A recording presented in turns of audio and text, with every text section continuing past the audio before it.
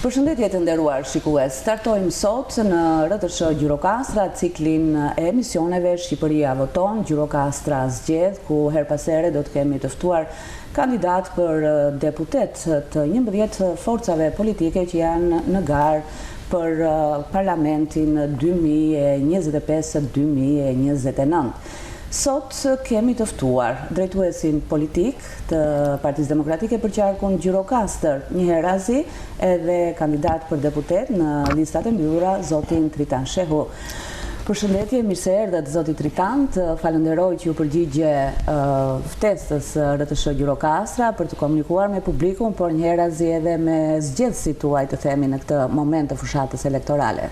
Përshëndetje juve dhe sinqerisht unë ju falenderoj dhe është një kënaqësi për mua e veçantë që të komunikoj në këtë studio, ku kam qenë disa herë, por nga tjetër është kënaqësi akoma më e madhe që nëpërmjet këtyre kamerave që kemi këtu të komunikoj me publikun e gjerë të qarkut të Gjirokastrës, këta njerëz me vlera të zakonshme, këtij qarku që ka bërë histori në Shqipëri në nivelin e kulturës, zhvillimit, europeizmit, vlerave patriotike, në drejtim të çdo vlere e cila ka qenë themel i ndërtimit të një Shqipërie europiane, të një Shqipërie të zhvilluar, të një shpresë për të ardhmen.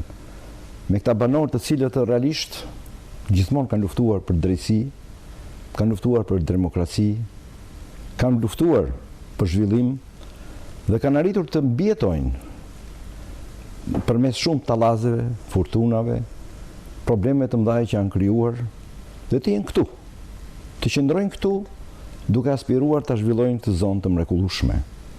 T'i bëjmë ballë çdo të keqe, ashtu si është keqe e madhe e këtyre viteve që nga 2013, e cila realisht tenton të shkatërrojë dhe të qark me vlera kaq të mëdha, duke dashur të shkatërrojë atë që është themeli i shoqërisë shqiptare, mbi cilën qëndron dhe vendoset shqiptarizmi. Pra është një kënaqësi për mua të jem sot këtu me juve. Aq më shumë është një kënaqësi, të them drejtën, për mua si Gjirokastrit jam. Unë jam gjysmë Gjirokastrit, gjysmë Libovit. Familja e babait tim, ne kemi shtëpi në Palorto, është familja e Ramis Shehut, ka qenë gjykatës në Gjirokastër në vitet 20.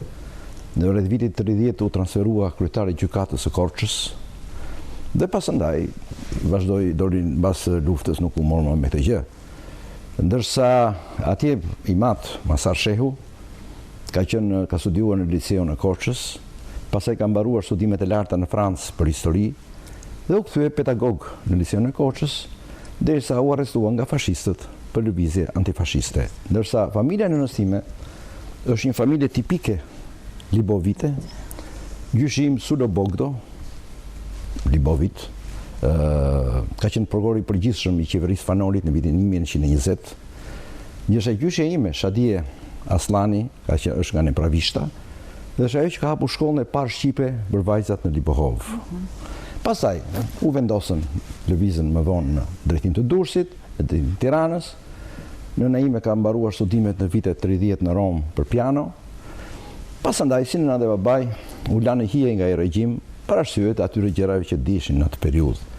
Pra unë i përkas në origjinën time kryesisht dhe kësaj treve dhe am rritur në shtëpinë time gjithmonë me atë edukat të manitshme, ato përparime të thella njerëzore që kanë të gjithë banorët e qarkut të Gjirokastrës, të gjithë gjirokastritët, dhe prandaj ndjej një përgjegjësi të madhe për të qark, për këta njerëz të cilën në këto vite kanë mësuar realisht një persekutim, një harresë, një braktisje, duke tentuar ta zhbëjnë të qark vlerash ky regjim, i cili në thelbin e tij ka një parim, ka një qëllim, të boshatisi Shqipërinë, ta kthejë Shqipërinë në 700.000-800.000 veta. Ashtu si kur ndoshin dikur, ku njerëzit bërtisin dumbabën dhe ta mbushi pasandaj me të ardhur nga Azia apo Afrika, unë s'kam asgjë me ata, për t'i përdorur si bujk robër, sepse ata as protestojnë dot, as votojnë dot, dhe as ngërën dot zërin për të drejtat e tyre.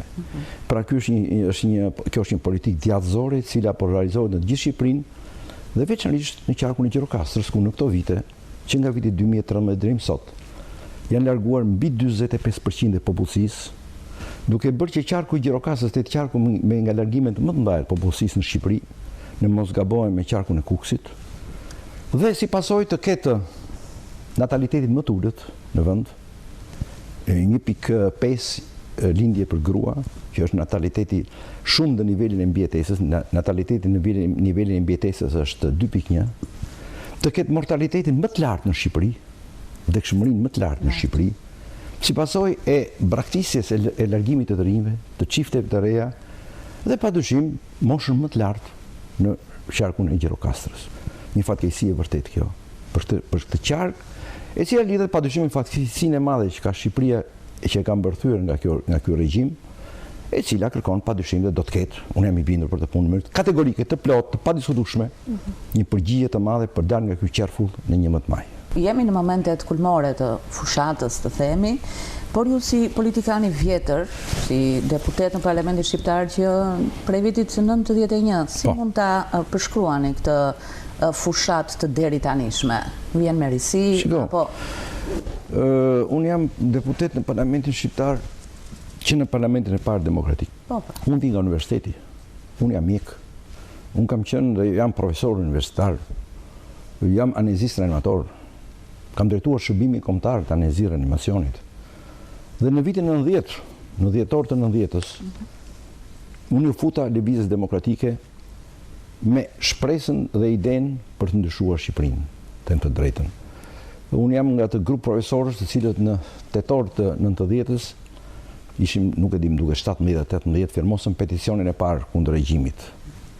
Pra, ju futa lëvizjes demokratike që në atë periudhë, jo duke menduar që do t'i dedikohem politikës me kohë plot, do t'jem shumë i sinqert me ju. Në 90 nëse mendoja këtë gjë fare, mendova që do të futemi, do bëjmë detyrën tonë për përmbysur të regjim, me studentët së bashku, dhe ashtu ndodhi. Hyra në Parlamentin e 91-shit, me mendimin që duhet hyrë sepse ishte një moment krucial për të ardhmen e vendit. U zgjodha deputeti i Tiranës në atë periudhë dhe mendova kur hym drejt Parlamentit 92-shit që dieshe që do fitonin në atë periudhë, siç dihet tash do fitojmë në 11 maj. Mendova të tërhiqem e të kthejmë në universitet, në spital ku unë përcillet profesioni ruaj një dashuri të jashtëzakonshme dhe nuk jam shkputur asnjëherë gjatë gjithë kohës të vitet politikës nga profesioni mjeku dhe nga profesioni profesorit. Mendova që do kthehem.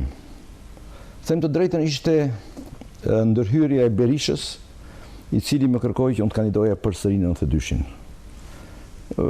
Kandidova, pastaj isha ministër në qeverinë e parë demokratike, pastaj kam qenë deputet, por nuk kam qenë në pozita shtetërore, kam qenë vetëm në pozita parlamentare. Deri më sot duke u përpjekur të bëj detyrën time. Kam 2 mandate që jam deputeti i Gjirokastrës në opozitë. Të qenë deputetit në opozitë është një pozicion i vështirë, duhet jemi realist, sepse duke pas përballë një regjim autokratik, arrogant, thellësisht të korruptuar, nuk është e lehtë të kryesh detyrat e deputetit. Unë jam përpjekur të ndihmoj, majsa kam pas mundësi dhe hapësira ime për të ndihmuar nuk ka qenë shumë e gjerë, duhet të jemi shumë realist. Unë as mund të rregulloj njërin nëpër puna, as mund të ndryshoj projektet, se ky regjim është arrogant. Ky regjim nuk është regjim demokratik. Ky regjim është një regjim i cili kërkon të vendosi një regjim diktatorial në Shqipëri. Por jam përpjekur të ndihmoj atje ku unë kam pas hapësira. Dhe hapësira më e madhe ku unë kam pas për të ndihmuar njerëzit të shërbimit mjekësor. Për njerëzit që kanë halle, probleme, të smur, duke shfrytzuar jo instancat dhe edhe struktura shtetërore, po duke shfrytzuar miqtë e mi personal, mjekët, kolegët, drejtuesit, mjekët që drejtojnë klinikat, profesorët e shkëlqyer të Shqipërisë në shërbimin mjekësor, për të ndihmuar sa më shumë njerëz që kanë pas probleme shëndetësore, sepse realisht kjo është edhe hapësira e vetme që unë kam pas për të ndihmuar realisht, por është një gjë tjetër të vogël, në këtë periudhë si deputeti i opozitës. Gjë e cila tregon pikërisht ashpërsinë e regjimit dhe atë heqjen e mundësive të kontributeve të opozitës në sektor të tjerë. Pse? Sepse ky regjim niset dhe bazohet në parimin që ai jeta ka filluar me të. Edi Rama ka parimin që jeta fillon me të dhe mbaron me të. Është një parim halucinant. Është një parim halucinant.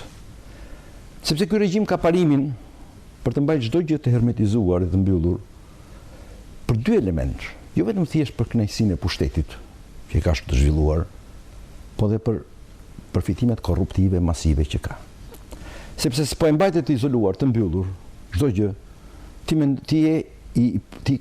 mund të mendosh, ti mund të vjedhësh, mund të rrëmbesh pasuritë e njerëzve, taksat e qytetarëve, pa u bërë të ditur. Se sa më shumë hapet harku i bashkëpunimit, aq më shumë pasaj ekspozohesh në të keqit, të këqijat që bën. Dhe ky regjim është i tillë.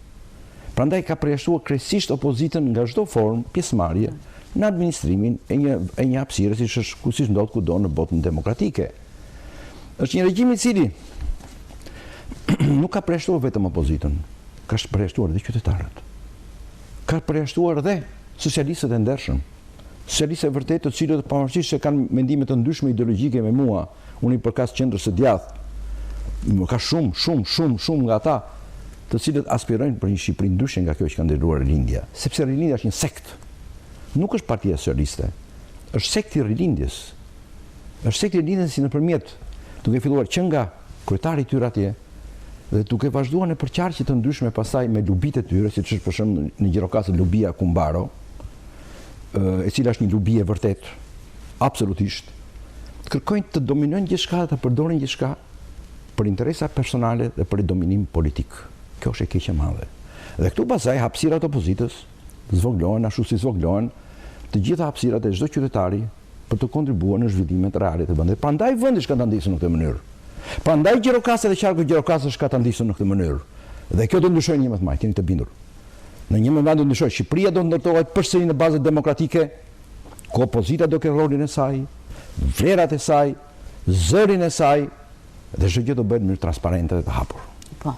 Në fakt pyetja ime ishte si e shikoni fushatën elektorale deri në këto momente? Një fushatë e cila vjen mbas një tentative të gjatë disa vjeçare, mbas një komploti të brendshëm dhe të jashtëm Shqipërisë për të çbërë Partinë Demokratike. Jo për të çbërë vetëm Partinë Demokratike, por për të shkatruar opozitën shqiptare. Ne donin na mishin emrin, simbolet, na hoqën emrin, na burgosën kryetarin e partisë, zotin Sali Berisha, kryeministin e arshëm, mbas 11 majit. Pra kërkuan të çbëjnë Partinë Demokratike, sepse duke çbërë Partinë Demokratike, realisht do ta kthejnë Shqipërinë pa opozitë. Ishte një komplot, unë e kam thënë qartësisht jo sot. Unë e kam thënë këtë gjë që në 21-shin. Dhe aherë kur asnjë nuk mendonte për zhvillimet që ndodhin më vonë. O e kam thënë që atë ditë që në 9 shtator të darkës të 21-shit kur morë vendim për të përjashtuar zotin Berisha nga grupi parlamentar, një vendim absolutisht mizerabël, frikacakësh, komplotistësh. E kam thënë të gjë. Pse e kam thënë? Se kam pas besim të e vërteta. Se dija që e vërteta sa doj vështirë tjetë do dali një ditë. Dhe vërteta doli. Gjërat kanë ndryshuar. Sot Partia Demokratike ka ardhur në të fushat. Imagjinoni Partinë Demokratike 6 muaj përpara, 9 muaj përpara. Kur neve disa na konsideronin edhe si ilegal. Sot është ndryshe. Sot Partia Demokratike është forca më e madhe politike e vendit. Sot Partia Demokratike ka rivendosur autoritetin e saj, emrin e saj, dinjitetin e saj, liderin e saj dhe aspiron të jetë forca drejtuese e vendit mbas 11 majit dhe Berisha, kryeministri i Shqipërisë. Pra, gjërat kanë ndryshuar. Pra, kjo fushat erdhi mbas një represioni të jashtëzakonshëm me Partinë Demokratike, prandaj desha dalë tek ajo. Gjë që padyshim vështirëson shumë element. Por nga ana tjetër unë mendoj se lehtësonte shumë element për ne, se hym në këtë fushat me krenari. Ne fituam një betejë të madhe për rivendosjen e Partisë Demokratike në vendin e saj. E fituam të betejë, e fituam një komplot të madh. Ju do thoni që këtu kanë influencuar disa element, po jam dakord. Së pari kam influencuar e vërteta. Është që thash përpara unë besoj te e vërteta. I besoj të vërtetës dhe luftoj për të vërtetën. Pavarësisht nga çmimet që mund të paguhen për të luftuar për të vërtetën. Së dyti nga esenca e gjithë demokratëve. Dhe këtu duhet falenderoj të gjithë demokratët e qarkut të Gjirokastrës për qëndresën që bën, për përpjekjet që bën, për qartësinë e mendimit që patën që në ditët e para të këtij komploti që organizuam mbi PD-n, duke që ndër të parët që organizuan këtu, pritin e zotit Berisha, një qëndrim absolutisht qytetar, trimëror, të ndërgjegjshëm, vizionar që realizuan dhe i falenderoj thellësisht. Padyshim, duke lëtë një rol të madh qendresa e madhe e zotit Berisha, të jeni të bindur, ka bërë një qendresë epokale, një stoicizëm të jashtëzakonshëm ka treguar Berisha. Unë jam afër tij, kam qenë afër tij. Kam biseduar shumë herë me atë në ato kohë, shumë herë. Ai ka bërë një qendresë një stoicizëm të jashtëzakonshëm dhe fitoi. Atë stoicizëm që fiton gjithë ka ndryshuar dhe ka ndihmuar edhe çka tjetër. Do të jem shumë i sinqert me juve. Dhe ndryshimi i klimës ndërkombëtare. Padyshim, mbas zgjedhjeve në Shtetet Bashkuara të Amerikës, ka një frym të re që fryn sot. Jo vetëm thjesht në SBA-n, por edhe në Europë. Ka një frym të daljes nga ajo e majt populiste e cila kërkonte ashtu siç thuhet të bënte që edhe burri mund të lindi fëmijë. Një gjë imorale. Ajo e majt që kërkoi të zhbëj familjen. Kërkoi të bëj gratë uterusin e grave të japë me qira. Ajo e majt që kërkoi që fëmijës që 2 vjeç të thotë mendo që do është vajzë apo djalë. Gjëra alucinante. Pra, fitoi mbi këtë të majt populiste, konservatorizmi, vlerat. Ajo e majt e cila si shtaj zonës presidenti i Amerikës kërkoi të përdori sistemin e drejtësisë, dënimin në liderët e opozitës për të shkatruar opozitën. Dhe shembulli më i mirë është Shqipëria për të gjë në Europë. Nuk ka shembull më të mirë për të gjë se Shqipëria në Europë. Ku burgosën kryetarën e opozitës, ajo e majt ishin komplotash, jo vetëm brenda Shqipërisë, lidhur me edhe me majtën populiste jashtë Shqipërisë. Por sot që frymë e re që fryn në SBA, edhe në Europë, Merci fitoi në Gjermani, në Itali është qendra e djathtë. Kudo ka një lëvizje, ka një rikthim të vlerave konservatore, vlerave të vërteta që ne mbështesim. Dhe ne kemi mbështetur edhe herë kur populizmi na sulmonte egërsisht. Kemi mbështetur familjen, kemi mbështetur fëmijët, kemi mbështetur konceptin që gjinia është ajo që përcaktohet në lindje. Kemi mbështetur konceptin që burri është burr, grua është grua, fëmijët janë fëmijë, familja është përbërë nga një burr, një grua dhe me shpresë të Zotit fëmijët. Pra, ne kemi mbështetur këto vlera, ashtu si mbështetëm padyshim vlerat demokratike të lirisë, domosdoshmërinë e opozitës të fortë, reale në një vend. Për mos ndodhur pikërisht kjo që prandaj doni shkatronin opozitën në Shqipëri, që të thelloni këtë që po bëjnë sot, korrupsionin, krimin, drogën, trafiqet. Ju shikoni ç'ndodh sot. Në Tiranë thuhet që është një incinerator që ka kushtuar 140 milionë euro. Çka ka? E keni pa shikoni, një fush bosh. Një fush bosh është. Shikoni në Vlorë, janë 2 anije që kanë disa vite që janë atje dhe paguajnë 85.000 euro ditën. Pa bërë asgjë. Ç'është kjo? Po shikoni Gjirokastër këtu çfarë bëhet, ç'u bë. E tham, misioni i opozitës është marrja e pushtetit sigurisht përmes zgjedhjeve, me anë të zgjedhjeve, por për të arritur deri aty, pra, duhet një program i larmishëm, një program i besueshëm, me njerëz që meritojnë të themi të jenë kandidat për deputet, me njerëz që dinë si të grumbullojnë këto vota për që në pjesë e parlamentit, por njëkohësisht edhe një adresim publik të themi të metave dhe problematikave që ka shfaqur qeveria, të cilën kërkoni pra që të rrëzoni nga pushteti. Sipas jush, cilat janë ato dobësi apo mos arritje në rajonin tonë, të ndalemi pak tek qarku Gjirokastrës, nga qeveria Rama 3, të cilën ju nuk doni ta shihni në Rama 4, se në fakt edhe po të ndodhte kjo, në fakt do të ishte një rekord më vete për historinë e politikës shqiptare të pas 90-ës. Së pari, keni të bindur që nuk do të ndodhi. Keni shumë të bindur për të gjë. Qeveria është me qeveria Berisha. Së dytë do nis nga pjesa juaj e parë e pyetjes. Misioni i opozitës, apo misioni jon, misioni im si politikan, si mjek, si profesor, nuk është thjesht të vish në pushtet. Është një vizion i gabuar për misionin e opozitës të mendosh që ajo qëllimi i saj është të vinë në pushtet. Thjesht, në mënyrë të simplicite. Pse? Do ta them. Misioni jon dhe misioni i një opozite demokratike dhe të emancipuar dhe europeiste në botë është të bëjë të zhvillohet vendi. Ky është misioni, kjo është mision. Është të zhvillohet vendi. Është që ky vend të dalë nga kjo situatë katastrofale që është. kush braktisur, po braktiset. Shikoni qarkun e Gjirokasit, tha fola pak përpara. Ndalemi te qarku i Gjirokasit dhe ka problematika. Misioni jon është së pari një program emergjente për të zhvilluar Shqipërinë, për të nxjerrë nga ky qorsokak realisht katastrofal ku e ka futur kjo qeveri, kjo rilindje. Pasandaj me njerë duke u filluar së bashku me një program zhvillimi afatgjat, ashtu si kemi bërë në 92-shin. Pra kjo është elementi i parë. Ta nxjerrim nga katastrofë e madhe njerëzore, ekonomike, sociale, politike ku është futur sot Shqipëria. Ju thoni qarku i Gjirokasës. Qarku i Gjirokasës është, unë e thash, është tipik në problemet dhe në pasojat e mëdhaja të rënda si pasojë i kësaj qeverisje të korruptuar, të përfshirë në krimin dhe në drogën, të përfshirë në një strategji ndërkombëtare që fatmirësisht dështoi për të çbërë Shqipërinë. Për ta kthyer Shqipërinë i plasdarm për ta mbushur me të tjerë nga diku larg dhe për të përzënë shqiptarët. Kjo është strategjia e Shqipërisë, themi, kjo ka qenë strategjia e kësaj qeverie. Së bashku me disa që quheshin partnerët tyre jashtë. Kjo është e sigurt. Çfarë ka qarku i Gjirokasës? Nuk ka ku shkojmë keq. Unë thash, mbi 45% e popullsisë ka ikur. Ju shikoni. Si ka rënë lindshmëria, si është rritur vdekshmëria, janë indekse që flasin qartësisht për largimin e të rinj. Nuk është se nuk lindin shqiptarët, Jo, lindin shqiptarët, kemi drejt, por lindin jashtë Shqipërisë. Çiftet e reja shkojnë jashtë Shqipërisë.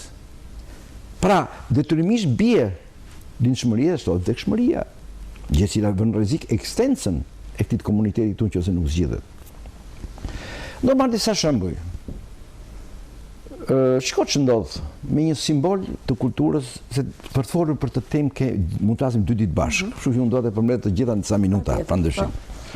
Me një simbol të kulturës dhe vlerave kombëtare që Gjirokastra dhe qarku i Gjirokastrës ka pasur në 10 vjeçar në gjithë Shqipërinë, Universiteti i Gjirokastrës. Universiteti i Gjirokastrës është një xhevahir, ka qenë një xhevahir. Një simbol i kulturës, vlerave, jo thjesht vetëm për Gjirokastër, absolutisht dhe rajonal.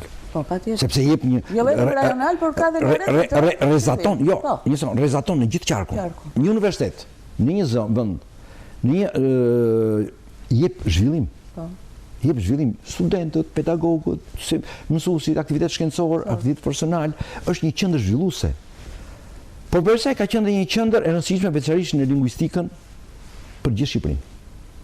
Emri i madh që mban, Çabej, një nga lingvistët më të mëdhenj, që ka albanologët më të mëdhenj që ka pas Shqipëria. Jo kot e ka pas atë emër, Pra, është një universitet i cili ishte një simbol i tillë dhe duhet të ruajtur, duhet të vendosur në një piedestal në sistemin universitar shqiptar. Çka ndodh? Shikoni çfarë ndodh. Krejtësisht në shkatrim. Disa herë numri studentëve, kurset mbyllen, asgjë e hapur. Pse? Sepse Rama dhe lubia e tij Kumbaro këtu në Gjirokastër duan ta çbëjnë të qark. Dhe çbëjnë ndërkaq. Hapin përballë të universiteti për ta denigruar këtë. Gjoja prezentojnë një kacolle, një kotec pulash të një universiteti Gjoja online, i cili ka vetëm një dhomë me 2 kompjutra dhe vetëm vjel para. Dhe lubia Kumbaro e ngrë këtë në piedestal dhe në Universitetin e Gjirokastës. Pse? Se ati vilen parat. Ja u them unë juve. Se zoti Rama me lubin Kumbaro vilen paratje. Te Universiteti online. Universiteti online nuk e konkuron Universitetin e Gjirokastës. Edhe asaj i jepet hapësirë. Bëhet reklame madhe për të, që është një kotec është. Është dhe është kundërshtim me ligjin, se ligji i arsimit të lartë shqiptar e thotë qartësisht, nuk lejon, akoma nuk ka hapësirën të krijosh në Universitetin online. Ta kaluan një marrëveshje dhe miratuan në parlament pa ndryshuar ligjin dhe pa përmirësuar ligjin. Krejtësisht e kundërshtim, do ta kalojmë gjykatë kushtetuese. Dhe jeni të bindur që ata do të përgjigjen penalisht për të gjë, që e bën të gjë. Sepse kanë shkelur ligjin, kanë shkelur një hapësirë ligjore të rëndësishme për të gjë. Çfarë keni bërë deri tani? E kemi bërë, votuam, unë kam folur për të punë 10 herë në parlament. Kam folur unë për të punë. Keni dëgjuar se kam folur? Kemi votuar kundër në parlament. Dakor. Ja, një sekond. Pra nuk është se kemi bërë, e kam ngritur zërin për të gjë sa kam plasur. E kam ngritur zërin. Por të thash pak përpara. Prandaj kjo maxhorancë, kjo lubi që është u Kumbaro, pjelle demonit të madh të Tiranës, kërkon të mbajë të mbyllur çdo gjë. Dhe kërkon të. Është një vepër, unë e deklaroj që kjo është një vepër korruptive, antiligjore, e pa bazuar në ligj. Po në një marrëveshje që është miratuar parlament me forcat me votat e majorancës pa u ndryshuar ligji. E kundërligjshme fare. Pra, shikoni shkollat. Shkollën e Lazaratit, një shkollë e ndërtuar për shembull me fonde të Bashkimit Evropian, shkollë shumë e mirë, e kthyen në depo private. Bimësh, ç'është kjo? A nuk kemi këtu të bëjmë përsëri me vepra korruptive? Ç'a po ndodh? Shikoni ç'po ndodh. Shikoni spitalet. Spitali Gjirokastës kurret për ditë. Dhe zotëria vajti që ja vizitojnë deri tek poshtë, as nuk dënjon shkoj lart, së bashku me ata të tjerë, nuk shkuan lart dhe bën gjëra një vizitë spitalit Gjirokastës kur ai po degradon për ditë. Spitali Gjirokastës, unë po ju them, unë kam punuar në spitalin Gjirokastës, kam marrë kaq herë për operacione, për urgjenca, ka qenë një qendër shkëlqyer e jugut të Shqipërisë. Me mjek të shkëlqyer, me vlera shkëlqyera, me kolegët e mi anestezistë që kemi punuar së bashku këtu për shpëtuar jetë njerëzish, me një shërbim reanimacioni mjaft të mirë që ka pas, me reparte të tjera, është shkatruar fare. Po nuk vetëm këtu, kjo është në tërësi kjo me degradimin e sistemit shkencor shqiptar. Sot kemi arritur në nivelin 1 mjek për 1000 banor. Kur e mesme europiane është 4,5 mjek për 1000 banor. Sot jemi në financimin e sistemit shkencor nga buxheti 4-5 herë në financimin mesatar europian dhe 3 herë në financimin e rajonit ton. Gjirokastra po pëson të gjë. Shikoni spitalet, gjoja në thonjza të Përmetit dhe të Pelenës. Katastrofë nuk e sojnë. Shërbimi parsor, shikoni pak si është. Ku është shërbimi parsor? Ku janë mjekët e shpërndarë në shërbimin parsor? Ku janë? Pra, kemi një shkatrim të sistemit shkencor. Marrim anën tjetër. Marrim sot prodhimi blektoral në Gjirokastër, në qark ka rënë rreth 50%. Ka rënë rreth 50%. Pse? Janë disa arsye. Së pari njerë janë pikrisht politikat për të shpopulluar Shqipërinë. Shkatroj ekonominë që njerëzit janë mbathur në tikmin nga sytë këmbët. Së dyti, ku janë subvencionet? Ku janë subvencionet? Disa zënë subvencionet në Shqipëri në politikat e kësaj qeverie 0,3%. E disa i ka Serbia 2,5%. E disa i ka Kosova 2%. E disa i ka Maqedonia e Veriut 2%. Dhe ç'bën ndërkaq ky zotëria? Krijon Ballkanin e hapur dhe heq taksa doganore të importimit të prodhimeve serbe në Shqipëri, duke shkatruar prodhimin vendas. S'ka qumësh në Shqipëri. Ti shiko, në kudo qarkullojnë theset, jo bidonat me qumësh, për të bërë djathtin dhe produktet e tjera. S'ka qumësh. Ka rënë prodhimi, ka rënë numri karrierëve. Po duke rënë ka rënë dhe bujësia në Gjirokastër. Blegtoria dhe bujësia kanë qenë element thelbësor të mbijetesës ekonomike të Gjirokastrës. Nga Gjirokastër u zbuan me shkop. Nga Rama dhe nga Lubia Kumbaro këtu, të gjitha institucionet e rëndësishme, drejtoritë arsimore, ekonomike, shëndetësore, të gjitha u zbuan.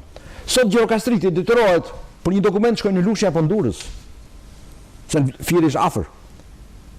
Kjo është pse? Për ta zhbërë. Të gjitha do vinë tu prapë. Të gjitha institucionet e rëndësishme do vinë në Gjirokastër prapë.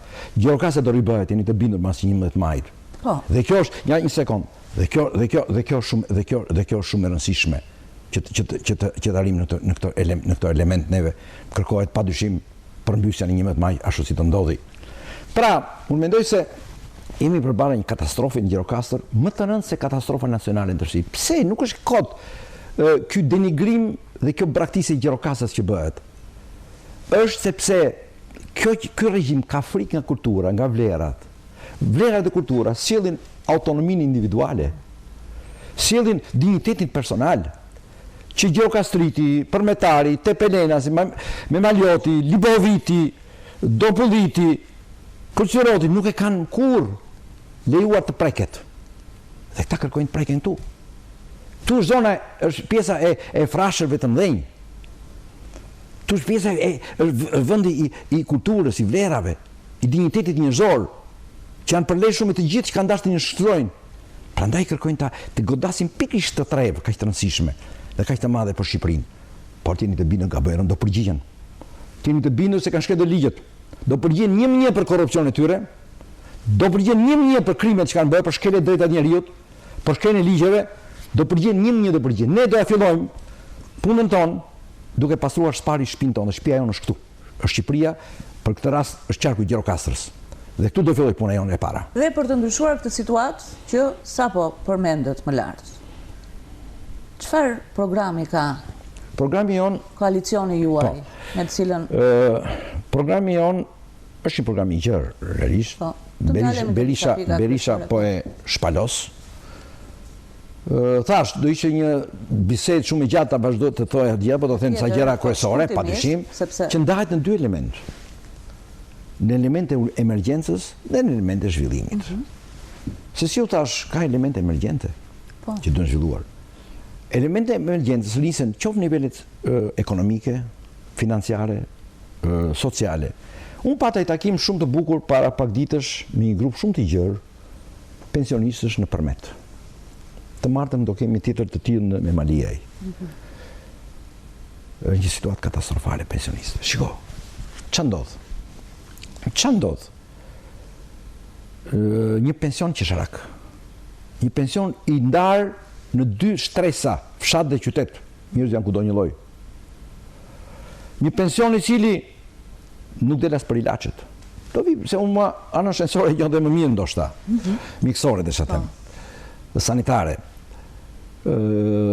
Pensioni që ditën e parë minimal do 200 euro për njeri, nuk do ketë, më ashtu si nuk do ketë niveli jetese kompensuar ndën 200 euro për njeri.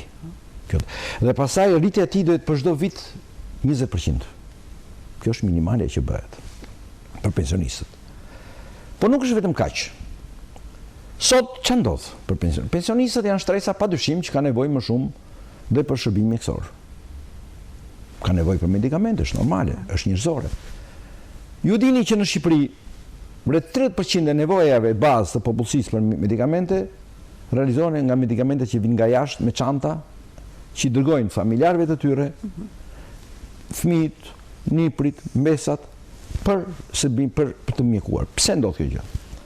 Ndodh për dy arsye. Ndodh padyshim për anë ekonomike, se në Shqipëri rimbursohet, medikamentet rimbursohen ndën deri në 40%. Në Shqipëri importohen rreth 300 milion euro medikamente në vit dhe vlera e rimbursimit është rreth 110 milion euro në vit. Pra ku shikoni se sa pak rimbursohen, kurse në vendet e Bashkimit Evropian rimbursohen 95%.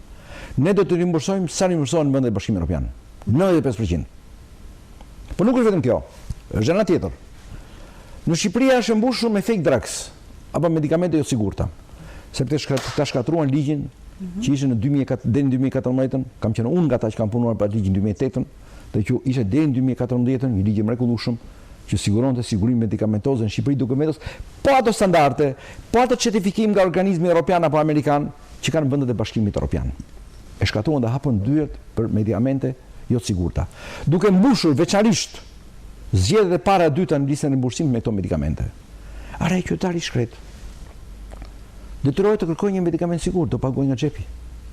Sa i ngeli pensionisti për të tillë? E para. E dyta, nuk do ketë thashë përpara diferencë pension fshat qytet. Do unifikohen. Në Maliaj, për shembull, kemi një numër të madh ish minatorësh.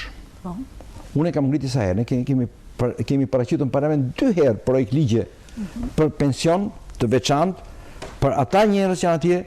Jo, sepse ata i takon, ata buhen nga patologjira të rënda pulmonare veçanërisht. Shkak të punës. Të punës kanë dasur, minat e qymyre, minat më të vështira që bëhet. Dhe kemi kërkuar të miratojë statusi minatorit. E kanë rrëzuar me përbuzje. Herën e parë thanë që do miratojmë një status të përgjithshëm, që se miratuan kurrë. Herën e dytë e rrëzuan ligjin dhe nuk e bën kurrë. Do miratohet absolutisht statuset e profesionet të veçanta për pensionistët që kanë punuar në sektor të vështirë. Si janë efektet e turizmit në ekonominë shqiptare, në të ardhurën qytetarë, në të ardhurën të xhep qytetarëve? Katastrofale. Pse? Shiko, në vitin 23 pati një boom numerik të turistëve. Duke llogaritur ata, ishte llogaritë e tyre, po hajde. E di sa influencoi ajo në prodhimin bruto të vendit, në GDP-n? 0,7%. Shifër qesharake. Pse? Se turistët që vinë në Shqipëri konsumojnë kryesisht gjërat importuara. Sepse qumshi vjen si qumë shprur nga Serbia. Sepse Zarzavatët vinë nga Maqedonia, sepse Rama shkatroi pikrisht mbrojtjen e prodhimit vendas me Ballkanin e hapur që bëri. Kurse ne do stimulojmë prodhimin vendas. Made in Albania është elementi kryesor që do jetë. Por ama kjo nuk mund, pra një turizëm nuk mund të japë efektet financiare për njerëzit, po që se nuk ka prodhim vendas. Se ndyshe vlerat e përfitimit të brendshëm shumë e vogël dhe më shumë përfitojnë ata që prodhojnë jashtë që ti importon. Prandaj rritja në prodhimin bruto të turizmit në Shqipëri ka qenë vetëm 0,7%, kur duhet ishte së paku 2,5%. Po të kishim prodhim vendas. Pra ne do stimulojmë prodhimin vendas. Absolutisht. Do forcojmë Made in Albania. Subvencionet. Jeni të bindur që subvencionet për blegtorin do rriten 5 herë. Dhe do të subvencionohen në bazë të gjendjes reale të prodhimit e numrit krerëve. Dhe do të subvencionohen fermerët, jo nuk do kanë nevojë të kenë nipt, por në vend vetëm ajdin. Subvencionet që janë Gjirokastër, të cilat Lubia Kumbaro i përdor për pushtetjen e saj dhe për përfitimet e një grupi, duke i dhënë të seleksionuar politikisht dhe me përfitime, do marri fund. Dhe jeni të bindur që Lubia Kumbaro do përgjihet për të gjë. Do përgjihet ligjërisht për të gjë. Ajo dhe ata të cilët janë në të skemë kaq shkatruese dhe kaq dizastroze për shpërndarjen e subvencioneve në qarkun e Gjirokastër, ato pak që janë. Jo vetëm të shtohen, 5 herë thash, por do të përdoren me drejtësi, me indekse konkrete të prodhimit apo numrit të krerëve, pa pas nevojë jo hapnipt, vetëm me ajdin në mënyrë që dritet prodhimi. Pra, sepse themeli i një ekonomie, kush si zhvillohet një ekonomi? Zhvillohet nga prodhimi vendas. Një ekonomi nuk zhvillohet nga importet. Nuk zhvillohet nga paratë që sjellin emigrantët. Dhe aq më keq nuk zhvillohet nga droga, si kërkojnë ta.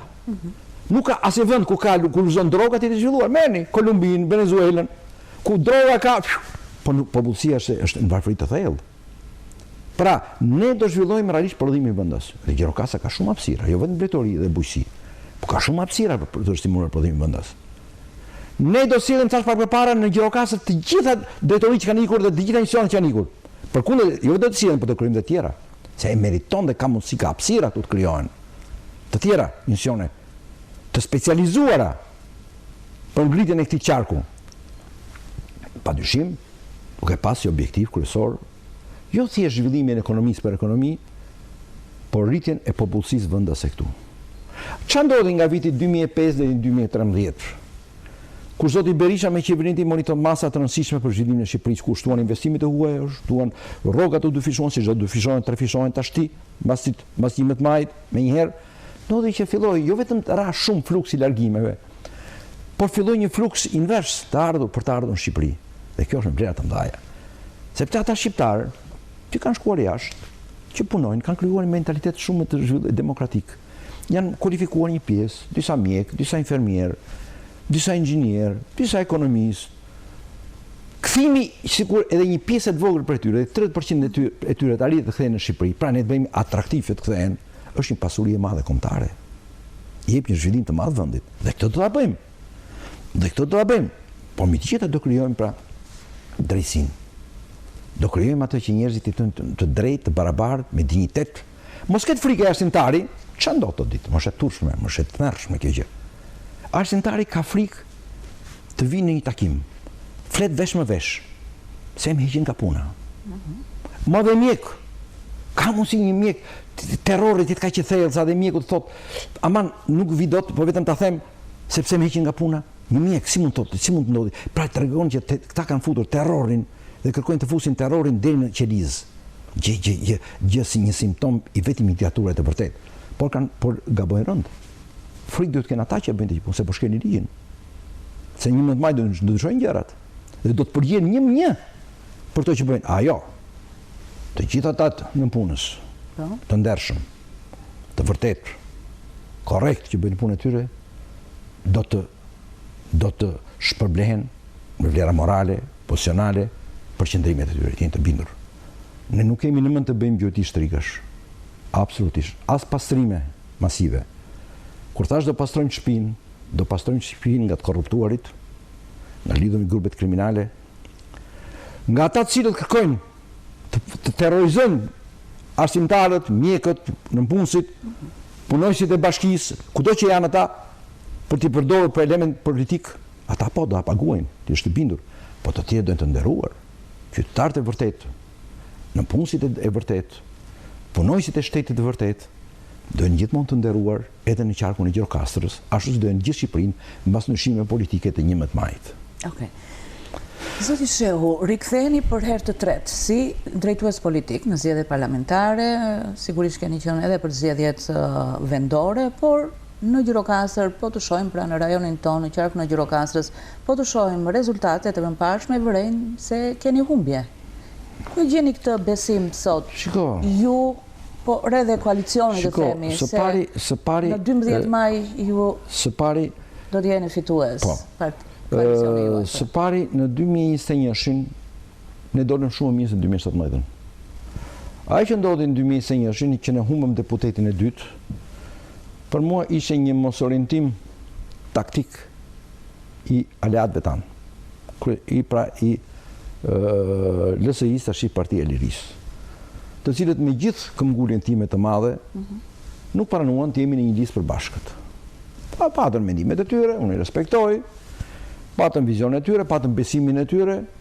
Unë në atë periudhë kam folur shumë herë me kolegët e mi, edhe në qendër dhe këtu, që ne të ishim listë përbashkët. Po të ishim listë përbashkët, dy deputetë ishin sigurt. Edhe të pronin dhe ja 2000 vota tjera më shumë. Duke qenë veç e veç, ndodhi ajo që unë e parashikoja dhe unë isha paralajmëruar, që humbëm një numër shumë të madh votash, po si numër votash dolën më shumë më mirë se 2017. Pra ishte një gabim teknik që ndodhi. Sot jemi së bashku të gjithë. Sot është një koalicion i gjerë, i madh, i gjithë përfshirës, pikërisht që mos ketë rrjedhje votash të tilla për fakt dhe për shkak të gabimeve teknike. Dhe kjo është e sigurt. Së dyti, padyshim unë mendoj se sot Shqipëria është tjetër, PD-ja është ndryshe. PD-ja është PD-ja me kryetar Sali Berishën. PD-ja është ajo PD e cila ka lider kryeministin e Ashëm që të gjithë e dinë që ato që thot i mban. Berisha ka një problem realisht, a them unë që problem ka Berisha. Ka një problem që bën me shumë vështirësi premtimet. Berisha është ai i cili kur paraqit një program e mendon 1 milion herë dhe shumë i rezervuar në thënien e gjëra, sepse për atë është një detyrim i madh, jo vetëm politik, por edhe moral, të mbajë atë që ka thënë dhe e ka bërë. E bëri në 2005, e bëri në 2009, ato bëri. Bile bëri shumë më tepër nga ato që tha.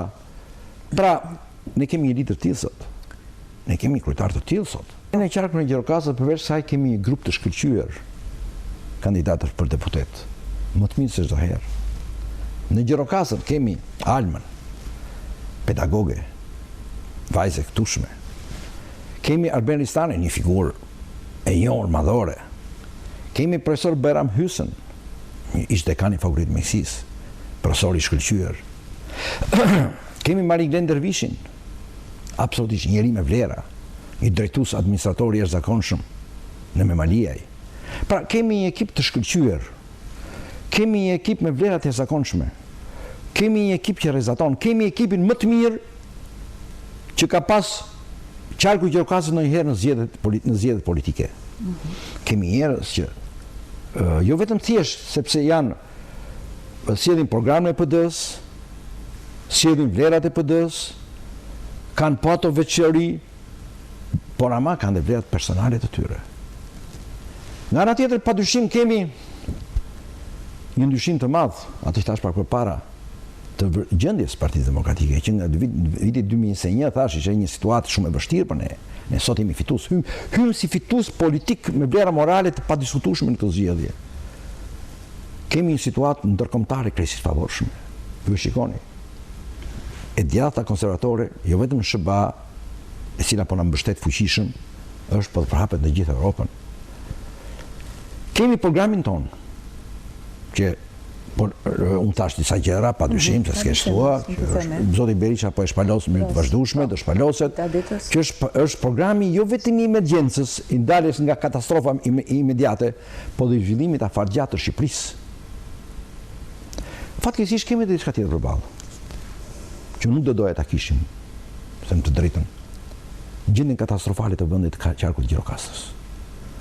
Urrëtitjen e madhe që ekzistonte qytetarët për të regjim që i ka lënë në varfëri, në mjerim, në mungesa sociale, që po i detyron të braktisin Shqipërinë, që po ndan prindit nga fëmijët. Pra kemi edhe këtë element tjetër përballë nesh. Që unë e them shumë sinqerisht si Tritan, nuk do desha ta kishim këtë gjendje. Por që fatkeqësisht e kemi. E kemi këtë gjendje. Pra sot të gjithë të shikojnë qartësisht ç'a duhet bërë dhe si duhet bërë. Dhe padyshim në këtë mënyrë fitoria jonë 11 maj dhe ardhe nesër mbasi 11 maj të qeverisë Berisha është tashmë një realitet i kryer. Është një realitet, por që kërkon unë bëj thirrje të gjithëve votën e qytetarëve. Dhe unë bëj thirrje të gjithëve të votojnë. Të vinë njerë të votojnë, të marrin pjesë. Dhe padyshim përveç kësaj, unë bëj thirrje të votojnë për programin e PD-s, për deputetët tanë, për kandidatët që kemi në listë, pavarësisht çinë, sipas preferenca personale që kanë, këtu nuk hyj fare, por të votojnë që të votat hyjnë në thesin e PD-s. E nga tjetër kemi edhe një tjetër. Kemi edhe votat e migrantëve, të cilët unë i falenderoj thellësisht ata që kanë aplikuar, me gjithë vështirësitë e mëdha administrative dhe teknike që krijoi ky regjim për t'i penguar në aplikimin e tyre. Sa mendoni se do të ndikojë vota e emigrantëve në qarkun tonë? Unë mendoj se vota e emigrantëve do jetë vota pro ndryshimit, pro zhvillimit, një votë e cila do kërkojë të krijojë këtu ato vlera që kanë ato vende ku ata janë.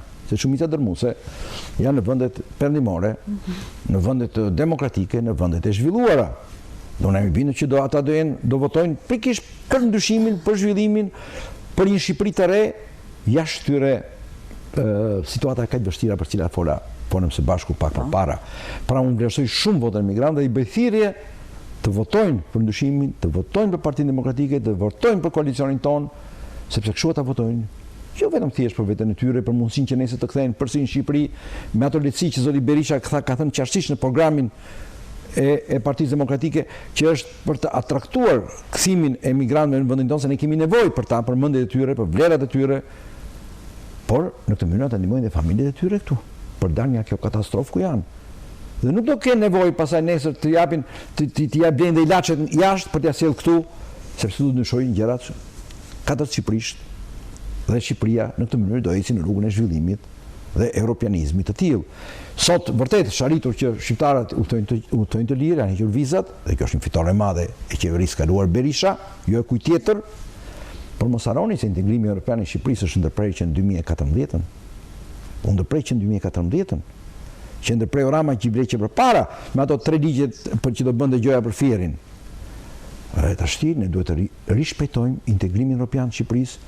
Megjithëse shqiptarët kanë arritur shumë, Europën e kanë shumë të afër sot, sepse liberalizimi i vizave bëri mundësi që ata shkojnë ku të duan si dinjetoz, jo duke kaluar fshehurazi apo duke u persekutuar, por duke shkuar si qytetar të lirë kudo në Europë. Por sidoqoftë vota aty është shumë e rëndësishme për ndryshimin që prej Shqipërinë. Nga ana tjetër, zonja Kumbaro është shprehur në mitingun hapës që u mbajt në kryeqytet se Partia Socialiste do të fitojë në qarkun Gjirokastër 4-0. Si e shihni këtë deklarat, një deklarat që bëhet në mitingje apo duhet vlerësuar? Unë nuk merrem me delirat e Lubis Kumbaro. Unë do të merrem me bëmat e Lubis Kumbaro mbas zgjedhjeve, mësisht ashtu do merren edhe të tjerë. Zonja Kumbaro, Lubia Kumbaro, unë mendoj se këto i thot nga frika që ka e ballafaqimit me ato që ka bërë dhe që ka ndodhur në qarkun e Gjirokastrës në këtë periudhë, thash sa gjëra pak përpara, ka shumë më tepër. Ku është ambienti në Gjirokastër? Kjo zonjë që është dhe ministra e ambientit, ku është ambienti në Gjirokastër? Ku është Vjosa, ku derën të gjitha ujërat e zeta të qarkut të Gjirokastrës? Ku është Vjosa, e cila janë ndërtuar lëndfillet më në buzë së saj në korruptive me firmën e kësaj zonje? Ku janë pyet që janë shkatruar me firmën e kësaj zonje, si ministri e ambientit, edhe si deputet e Gjirokastrës, ku janë? Ku është e pylli madh midis të Penenes edhe Gjirokastrës që u shkatrua me gjithmonë në 100 herë në parlamente kudo? Premtojnë 80 milion euro për bonifikimin e Vjosës, ku janë? Asgjë s'është bërë. Vjosa është e mbytur në ujërat e zeza, e mbytur në mbeturina. Është dhe përgjegjësia ku është? Pra ajo do përgjihet edhe si ish ministra e ambientit më vonë pikërisht për të dëmet mëdha që ka krijuar dhe Gjirokastrës. Mesazhi fundit që mund të keni për të gjithë ata që na shohin, kuptohet? Sot të gjithë jemi të qartë, dalim ballhapur. Kemi fituar një betejë shumë të madhe politike, jemi konsoliduar si forcë, si opozit, fituam një komplot që organizuam mbi PD-n. Sot dalim me flamurin ton, me liderin ton, me kryeministrin e ardhshëm Shqipërisë për të ndryshuar Shqipërinë nesër. Dhe kjo mendoj do të ngjalli jo vetëm shpresë, jo vetëm gëzim, por dhe guxim të gjithëve për dalë ballhapur sot dhe për të kërkuar pikërisht të ndryshim të madh që ka Shqipëria. Nëse është dikush që do të ketë frikë, është ata që kanë mëkate. Dhe ata kërkojnë të fusin frikën gjithë qytetarëve. Por jo. Frikë duhet të kenë ata që kanë mëkate, ata që kanë bërë korrupsion, ata që kanë shkelur ligjin, ata që janë bashkuar me krimin, ata që kanë denigruar njerëzit, ata që kanë diskriminuar të qark edhe Shqipërinë në tërësi. Ata duhet kenë frikë, po. Të tjerët jo. Qytetarët e Gjirokastrit, të qarkut, absolutisht jo, nënpunësit e ndershëm, arsimtarët, absolutisht, mjekët, infermierët, blegtorët, fermerët, të gjithë do përfitojnë. Do përfitojnë nga ndryshimi i madh që do ketë Shqipëria në 11 maj. Sepse Shqipëria do të eci padyshim në rrugën e zhvillimit, sa do dalë nga kjo katastrofë e madhe, nga ky qerfull i madh ku e ka futur ky regjim. Faleminderit. Të falenderoj, zoti Shehu, që ishe sot këtu me ne në RTS Gjirokastër. Faleminderit juve.